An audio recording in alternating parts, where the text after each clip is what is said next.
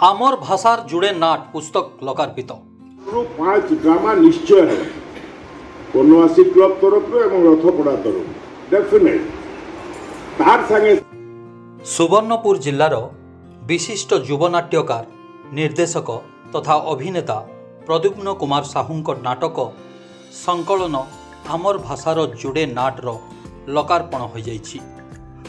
स्थानीय जिला ग्राम्य उन्नयन सभागृह रे अनुष्ठित कार्यक्रम रे समाजसेवी गौरीश्याम पंडांक अध्यक्षता करिथिबा बेले कवि आर्तत्राण बाबू, ओडिशा संगीत नाटक एकाडेमी सदस्य नाट्यश्री गदाधर बारिक, महानदी साहित्य संसदर सभापति श्यामा ओम प्रसाद मिश्र, बलांगीर लोकसभा सांसदंकर जिला प्रतिनिधि शरद सतपथी, मुद्रणकार गतिकृष्ण बणिया एवं प्रकाशिका सविता साहू उपस्थित रही पुस्तकटी लोकार्पण करथिले।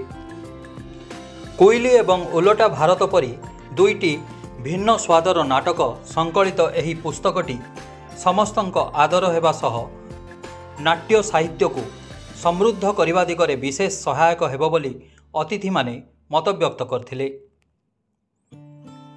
परे परे सुवर्णपुर रे नाटक मंचर स्थिति और आवेग शीर्षक आलोचना चक्र रे भाग नहीं जिला सदर महकुमारे भी नाटक परिवेषण पाई मंचटीए नथिबा दुर्भाग्यजनक बोली आलोचना माने क्षोभ प्रकाश करथिले।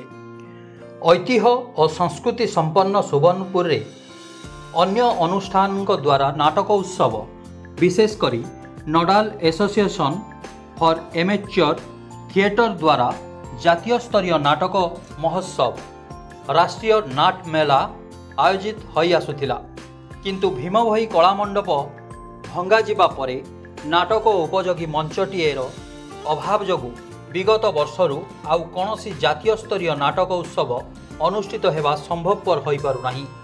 ए दिगरे संस्कृति प्रेमी और प्रशासन तत्परता समेत राजनैतिक इच्छाशक्तिर विशेष आवश्यकता रहिछि बोली सभारे मत प्रकाश पाइथिला।